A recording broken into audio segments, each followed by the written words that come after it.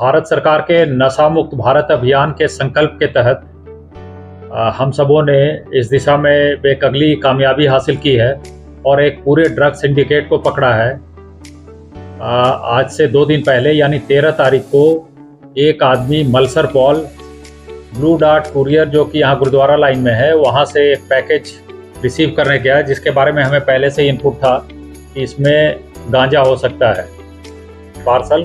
तो उसको मलसर पॉल को पकड़ा गया। बाद में उसे पूछताछ की गई तो उसने ये बताया कि उसने ये काम ए नागनाथन के कहने पे, जो कि गणेश मंदिर हैडो का पुजारी है जिसमें पहले से ही एक केस चाथम थाने का दर्ज है, उसके कहने पे ये किया था। तो बाद में इन्वेस्टिगेशन में ये पता चला कि ये नागनाथन आकाश दुबे नाम का एक आदमी है जो कलकत्ता से गांजा सप्लाई करता है और यहाँ पे नागनाथन के थ्रू उसको बिकवाया जाता है। तो नागनाथन और मलसल पौर ये दोनों तो पहले अरेस्ट हो गए। बाद में हमने आकाश दुबे पे भी वॉच रखी, जो मेन सप्लायर है जो ये काम कर रहा है। तो आकाश दुबे पे भी हमने नज़र रखी और कल उसको हमने पोर्ट ब्लेयर से गिरफ्तार किया। पहले वो कलकत्ता में था तो हम उसे लोकेट कर रहे थे, ट्रैक कर रहे थे। तो जैसे ही कल वो पोर्ट ब्लेयर लैंड हुआ उसके बाद अरेस्ट कर लिया हमने। तो इस केस में इनिशियली 2 केजी के करीब गांजा पकड़ा गया और फिर नागनाथन के घर से उसके कमरे से 66 ग्राम गांजा और पकड़ा गया।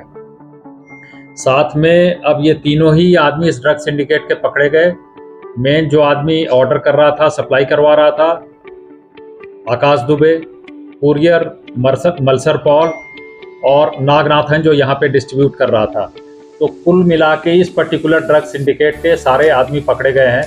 तो इन्हें हमने 3 दिन के रिमांड पे लिया है और इनसे पूछताछ जारी है। उम्मीद है इसमें हम और भी आगे सक्सेस हासिल करेंगे।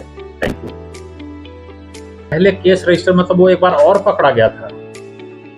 नागनाथन एक पर्टिकुलर केस में 2022 में पकड़ा गया, उसमें जेल गया और फिर वो प्रॉपर तरीके से जैसे बेल लेके बाहर आते हैं वैसे आया, इंटीमेशन नहीं दिया। वहाँ अरेस्ट एक बार पहले हो चुका है, मतलब ये उसका पहला केस नहीं है। एक मुकदमा उससे पहले से है जो ड्रग के व्यवसाय में जुड़ा हुआ है ना। हाँ, एक मुकदमा पहले से जिसमें मेथाम्फेटामिन बरामद हुआ, तो चाकम में दर्ज हुआ था। जेल से बाहर आया, फिर दोबारा इसमें इस काम में लग गया। रिपीटेडली जो ये लोग अपना जो इस तरह का जैसे डेट अलग बढ़ा रहे हैं, हाँ, उसको ऊपर में क्यों नहीं तो कैसे डर पैदा किया सकता है बताइए। नहीं, हम तो कानून के तहत अरेस्ट कर सकते हैं, चार्जशीट कर सकते हैं और कोर्ट में हम अपोज भी करते हैं। वो जब भी बेल के लिए लगाता है तो हम तो बोलते हैं कि ये बाहर आकर ये यही करेगा। और अभी जब तिबारा ये कोई काम कर रहा है तो हम उसका पास्ट इन्वॉल्वमेंट लगाएंगे, हर चार्जशीट के साथ लगाया जाता है कि ये मतलब कि पहले भी इन्वॉल्व रहा है, तो इसको उस प्रावधान के तहत जो मैक्सिमम सजा दी जा सकती है वो दी जाए। मान लीजिए कोई आदमी जो चीज़ अगर उसके इलीगल प्रोसीड से अगर वो खरीदा है, अगर ये साबित हो जाता है कि ड्रग्स के पैसे से उसने दुकान में इन्वेस्ट किया या किसी से उसको अगर वो चेक से पैसा आया और चेक से आगे चल के ज़मीन खरीद लिया, तो फिनेंशियल इन्वेस्टिगेशन के तहत हम उसको सीज कर सकते हैं। इन्वेस्टिगेशन का पार्ट नहीं है। आखिर हम किस प्रावधान के तहत करें? कोई आदमी अगर अपने लाइवलीहुड के लिए एक काम तो ड्रग्स का कर रहा है और दूसरा किराना का दुकान खोले हुए, तो जो लीगल दुकान खोले हुए उसको हम इलीगल के चलते हम बंद नहीं कर सकते। हमें जो बस राइट है, तो हमारे ऊपर रिस्ट्रेंट भी है कि आप क्या कर सकते हैं क्या नहीं कर सकते। धरपकड़ पहले से बहुत ज्यादा हो गई, अब तो बहुत ज्यादा पकड़े जा रहे हैं पहले से। हम तो कोशिश कर रहे हैं कि मिला नहीं कि एकदम खबर मिली और उस पर झपट्टा मारो पकड़ो। NDPS वैलिड है और न्याय संहिता तो इंडियन पेनल कोड को वो कर रहा है, रिप्लेस कर रहा है। पेनल कोड का ऑलरेडी रिपीट किया? नहीं, वो भी ट्रांजिशन पीरियड है। अभी सब जगह ट्रेनिंग और कई तरह की चीज़ें जो है कि आपके CCTNS के इंफ्रास्ट्रक्चर में जो चीज़ें चेंज आनी है तो गवर्नमेंट ने प्रावधान कर रखा है कि अभी ट्रांजिशन पीरियड चल रहा है और फिर नोटिफाई कर देंगे।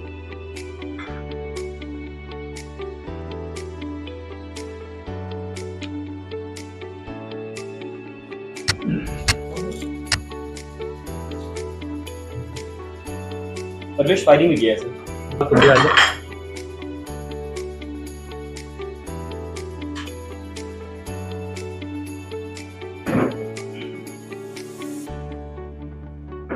ये सारी टीम है, सब इंस्पेक्टर परवेश है, वो अभी फायरिंग में गए हुए हैं प्रैक्टिस में, जिन्होंने इस केस को पकड़ा है। We have names.